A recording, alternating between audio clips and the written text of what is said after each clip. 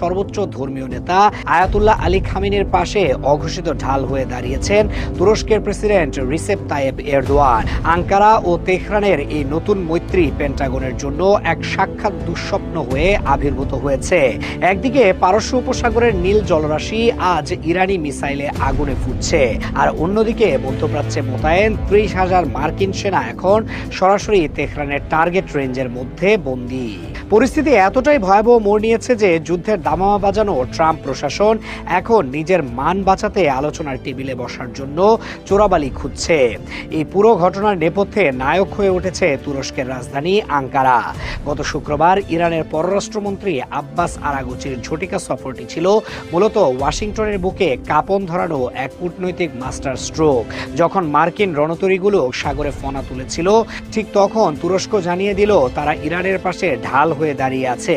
তুর্কি কূটনীতিকরা একদিকে তেহরানকে পরমাণু ইস্যুতে কৌশলী হওয়ার পরামর্শ দিচ্ছেন, আর অন্যদিকে যুক্তরাষ্ট্রের আগ্রাসী থাবাকে রুখে দিচ্ছেন। প্রেসিডেন্ট এরদোয়ান সরাসরি চ্যালেঞ্জ ছুড়ে দিয়ে একটি ভিডিও কনফারেন্সের প্রস্তাব দিয়েছেন, যেখানে ট্রাম্প এবং ইরানের প্রেসিডেন্ট মাসুদ পেজেশকিয়ানকে মুখোমুখি হতে হবে।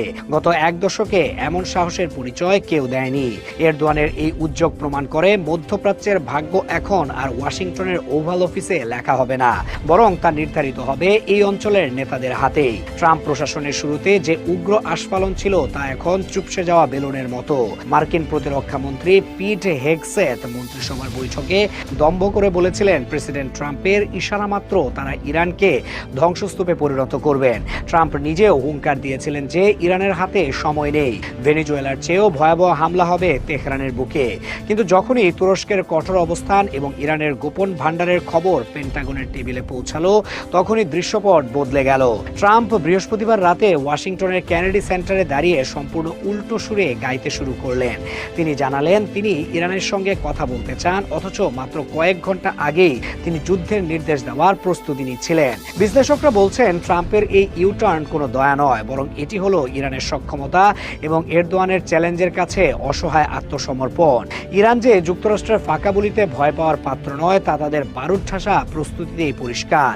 ইরানের সেনাপ্রধান মেজর জেনারেল আমির হাতামি হুমকি দিয়ে বলেছেন তার দেশ এখন সর্বাত্মক যুদ্ধের জন্য প্রস্তুত।